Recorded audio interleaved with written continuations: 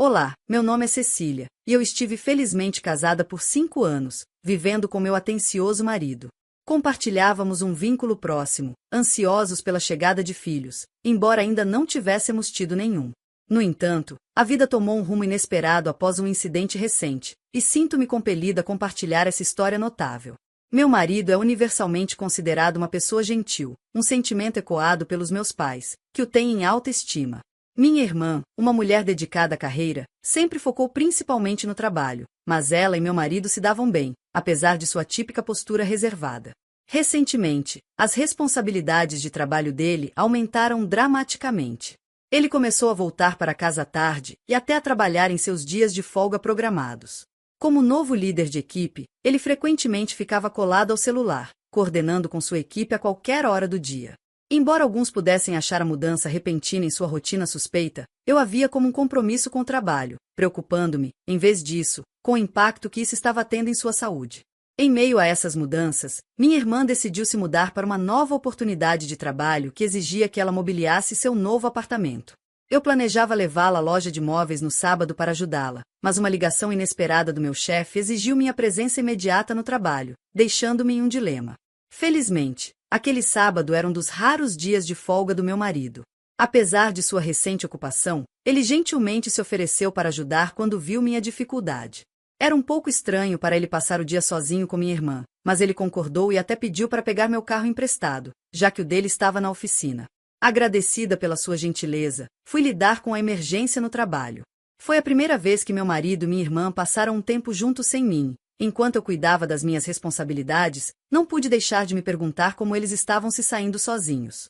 Esperava que estivessem aproveitando ao máximo o dia inesperado juntos e encontrando tudo que minha irmã precisava para seu novo apartamento.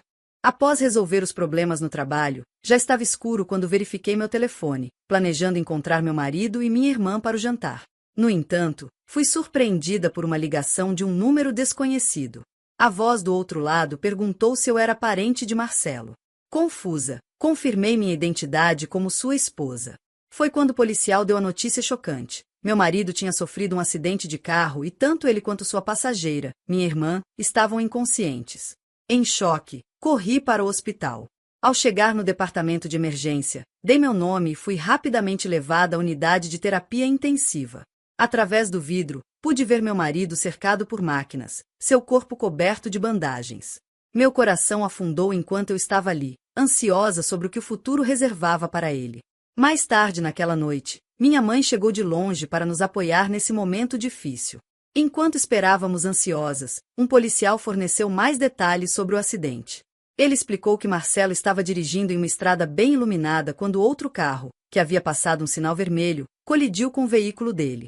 O motorista desse carro também estava gravemente ferido e recebendo tratamento no mesmo hospital. No entanto, esse motorista alegou que o carro de Marcelo estava se comportando de maneira errática antes do acidente, levando a polícia a investigar se ele poderia ter adormecido ao volante. Após vários dias tensos, tanto meu marido quanto minha irmã recuperaram a consciência, e os médicos começaram a realizar vários testes. Quando minha mãe e eu fomos chamadas para os resultados, os médicos nos deram notícias difíceis. Embora eles nos garantissem que Marcelo e minha irmã sobreviveriam, nos alertaram que ambos poderiam enfrentar incapacidades duradouras. Apesar desse prognóstico sombrio, minha mãe e eu nos sentimos aliviadas por eles estarem vivos. Agarramo-nos à esperança de que, com reabilitação, eles poderiam se recuperar até certo ponto. Escolhendo focar no lado positivo, decidimos não compartilhar com eles os impactos potenciais de longo prazo de suas lesões. Em vez disso, o cercamos de encorajamento e cuidado, gratas por sua sobrevivência. Minha mãe assumiu o papel de cuidar da minha irmã, enquanto eu me dediquei a cuidar do meu marido. Nos primeiros dias após o acidente, ele estava visivelmente abalado, lutando tanto emocional quanto fisicamente. Ele estava profundamente perturbado, não apenas por sua própria condição, mas também pelo impacto que o acidente teve em todos nós. Com o tempo, o homem que sempre foi gentil e amável começou a mudar. A frustração tomou conta, especialmente em relação à sua mobilidade comprometida e aos tratamentos médicos contínuos que enfrentava. A realidade de ter que deixar o emprego pesava muito em sua mente. Apesar dos meus esforços para apoiá-lo, sua irritabilidade crescia. Continuei a visitá-lo regularmente no hospital, determinada a estar presente para ele. Durante uma dessas visitas, um detetive da polícia me abordou com novas informações sobre o acidente. Ele explicou que havia um vazamento de óleo no freio do meu carro, o que provavelmente contribuiu para o comportamento errático do veículo antes da colisão. Essa revelação sugeria que o acidente poderia ter sido inevitável, tanto para mim quanto para outra pessoa. Além disso, fiquei sabendo que a mulher que colidiu conosco também estava sofrendo, e sua mãe se aproximou de mim para pedir desculpas, marcando nosso primeiro encontro desde o incidente. À medida que os dias se transformaram em semanas, a frustração do meu marido aumentou. Ele se tornou cada vez mais ressentido com a minha mobilidade e independência, incomodado pela diferença entre nossas situações. Sua frustração se manifestava em comportamentos exigentes e explosões de raiva quando eu não conseguia atender às suas necessidades tão rapidamente ou completamente quanto ele queria. Objetos eram jogados e palavras duras trocadas por questões menores, como minha decisão de sair para comprar almoço. As demandas e queixas tornaram-se mais frequentes e intensas, aumentando o peso da nossa situação. Eu empatizava profundamente com a dor e frustração do meu marido, mas a realidade da nossa situação exigia que eu equilibrasse meu tempo entre apoiá-lo e cumprir minhas responsabilidades. Eu precisava trabalhar para nos sustentar financeiramente, manter-me atualizada sobre a investigação policial e coordenar com o hospital sobre seus cuidados. Apesar dos desafios e de seus ocasionais desabafos, eu permanecia comprometida em ajudá-lo em sua recuperação, esperando que com o tempo, paciência e cuidado, pudéssemos superar esse período difícil juntos. No entanto, eu mal tinha um momento para mim. O comportamento do meu marido tornou-se cada vez mais difícil de lidar, me deixando sentir encurralada pelas tensões crescentes. Da mesma forma, minha irmã também estava lidando com suas próprias frustrações, e nossa mãe parecia visivelmente exausta com toda a pressão. Fiquei sabendo que minha irmã estava sobrecarregando ainda mais nossa mãe, que já estava sobrecarregada por não estar trabalhando e cuidar dela. Sempre que podia visitar o hospital, tanto meu marido quanto minha irmã tornavam-se mais desanimados ao ouvir dos médicos que poderiam permanecer paralisados, apesar dos esforços contínuos de reabilitação. A questão do vazamento de óleo de freio do meu carro logo se tornou crítica. Minha irmã me confrontou, seu tom acusatório. Ouvi dizer que seu carro estava vazando óleo. Você deveria mantê-lo em bom estado. Por causa da sua negligência, eu não posso trabalhar nem voltar ao normal. O estresse da mamãe está nas alturas e seu marido está sofrendo. Você vai ter que cuidar de nós pelo resto da sua vida. Suas palavras duras me pegaram de surpresa, levando-me a ligar para nossa mãe, que confessou que minha irmã estava em um estado mental abalado há algum tempo. Apesar da tensão, minha preocupação com meu marido me levou ao hospital, apenas para descobrir que ele não estava em seu quarto. Eventualmente, encontrei-o na sala comum, sentado tranquilamente com minha irmã. O horário de visitas estava prestes a acabar, deixando-os sozinhos em um espaço vazio. Foi então que meu marido comentou friamente: se você tivesse apenas levado o carro para inspeção, talvez nada disso tivesse acontecido. Seu olhar era penetrante enquanto ele acrescentava: sim, e agora você é a razão pela qual sua irmã e eu estamos nessa situação. O seguro vai cobrir parte, mas você vai cuidar de nós pelo resto da vida. Lembre-se disso. Suas palavras me atingiram como um soco, provocando uma enxurrada de emoções. Surpresa e magoada, respondi: desde quando você ficou tão próximo da minha irmã? O que quer dizer com isso? Ele rebateu: você não aparece com frequência, já que estamos os dois presos aqui e não conseguimos andar. O que há de errado em conversar com seu marido? Minha irmã argumentou. A situação parecia esmagadora. Estava claro que o estresse e o medo de nossa nova realidade estavam afetando profundamente as emoções e ações de todos. Sentindo-me cada vez mais isolada, percebi que meu marido e minha irmã estavam se alinhando contra mim. Com um tom sarcástico, tentei aliviar o clima. Certo, vocês dois não passaram muito tempo juntos antes do acidente, não é? Ignorando meu tom, meu marido respondeu: do que você está falando? Estamos discutindo sobre você cuidar de nós, e você sabe disso. Minha irmã evitou meu olhar, mas assentiu em concordância, como se confirmasse a expectativa de que eu o sustentaria pelo resto da vida. Eu não esperava uma resposta direta de nenhum dos dois, mas continuei, esperando que eles entendessem minha perspectiva. Mudando de assunto, mencionei casualmente: fico me perguntando como está a pessoa que bateu no carro de vocês agora. Como eu vou saber? Minha irmã retrucou defensivamente.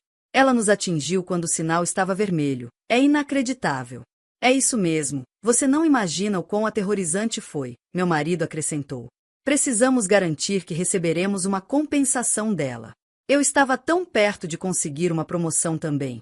Enquanto suas reclamações continuavam, Percebi que era hora de esclarecer alguns fatos.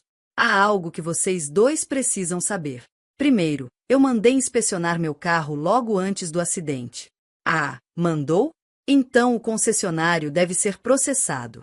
Não há como eles não terem percebido vazamento de óleo de freio. Minha irmã rapidamente interveio. Isso mesmo, concordei. Depois do acidente, a polícia me contatou para examinar o carro e determinar a causa.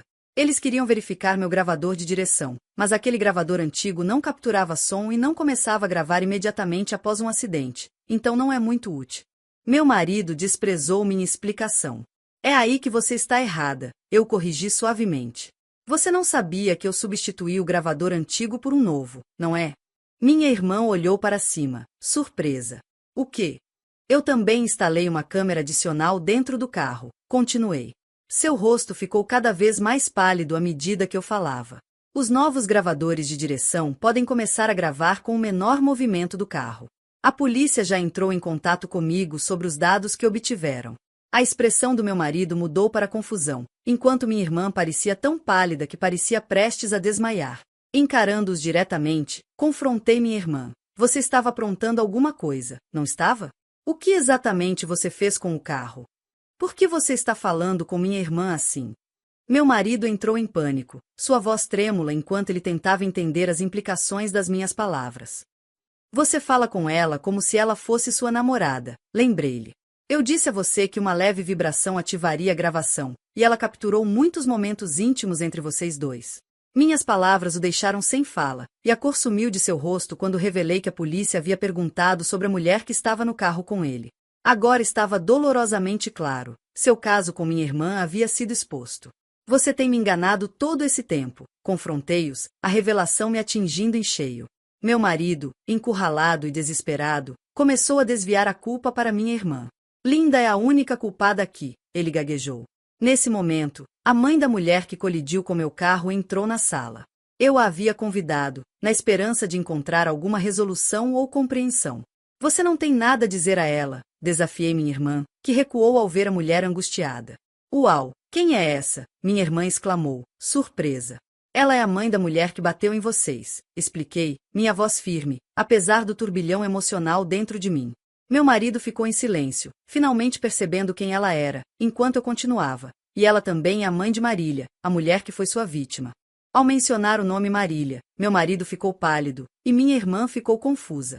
O pânico tomando conta de seus rostos. O que é isso? Você conhece a mulher que estava dirigindo o carro? Minha irmã exigiu, sua voz tremendo de choque e confusão.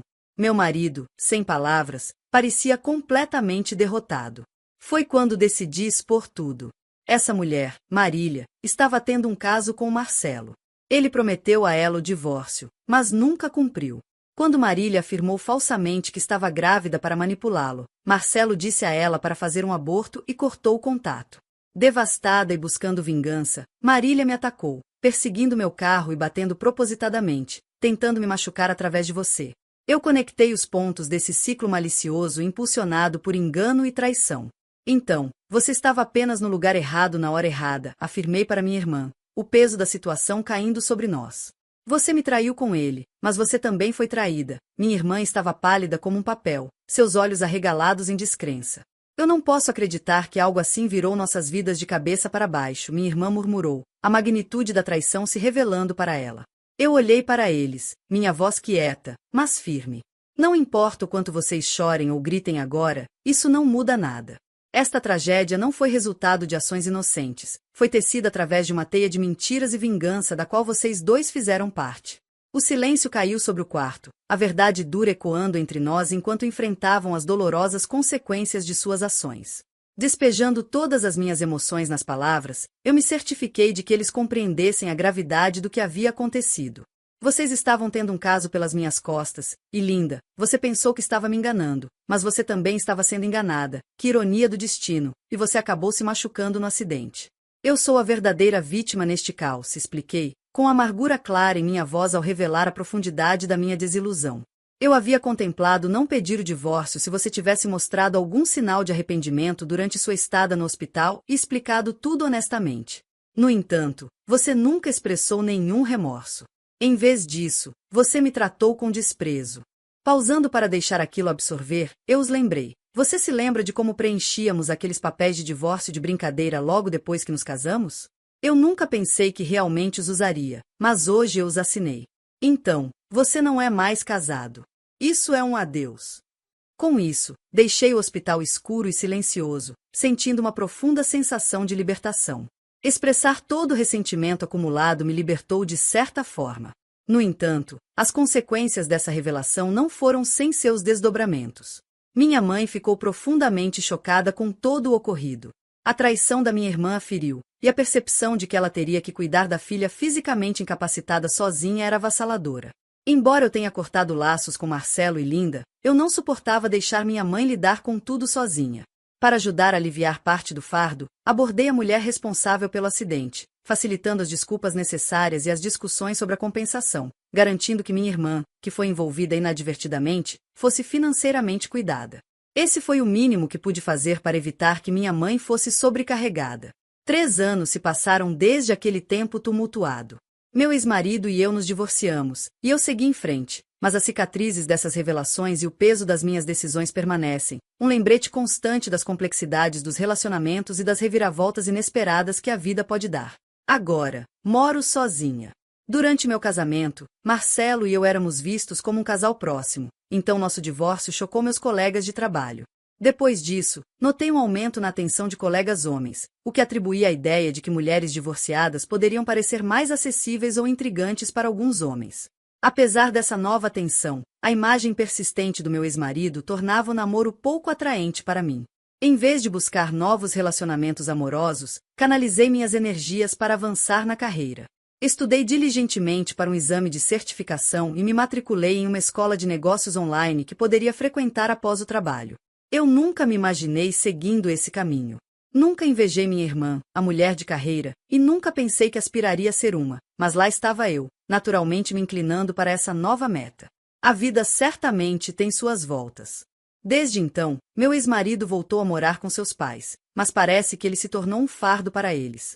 Seus parentes o culpam por seu mau comportamento e pela maneira como ele me tratou, e ouvi dizer que ele não está bem mentalmente. Ele tem agido de forma violenta, causando problemas para as pessoas ao seu redor. Minha irmã também voltou para a casa dos meus pais, mas seu estado mental se deteriorou ainda mais, e ela continua exibindo comportamentos egoístas. Minha mãe, esgotada com toda essa situação, usou as economias da minha irmã e a compensação do acidente para colocá-la em um asilo. Ela me consultou antes de tomar essa decisão, e, não vendo motivo para me opor, disse a ela para fazer o que achasse necessário. Navegando por essas mudanças, aprendi a me adaptar e focar no meu crescimento pessoal, percebendo que, às vezes, as situações mais desafiadoras levam a caminhos inesperados e novos começos. Em certo momento, eu temi que acabaria cuidando de ambos para o resto da minha vida, uma perspectiva que parecia servidão. No entanto, tudo mudou quando passei no exame de certificação. Este feito levou a uma transferência para um departamento onde eu poderia utilizar efetivamente minhas novas habilidades. Durante este período de crescimento profissional, me aproximei do instrutor da escola de negócios online que frequentava. Logo começamos a planejar um futuro juntos. Ao contrário do meu relacionamento passado, ele não é apenas gentil com todos, ele mostra uma bondade especial comigo. Por exemplo, se estou trabalhando até tarde, ele faz questão de chegar em casa mais cedo e preparar o jantar para nós. Este gesto atencioso significa o mundo para mim, e passei a valorizar esses momentos de felicidade simples. Agora, ao voltar para casa após um longo dia, muitas vezes me pego sorrindo ao pensar em vê-lo. Olho para as estrelas, grata pela mudança que minha vida tomou, e me sinto ansiosa para voltar para o lar acolhedor que construímos juntos.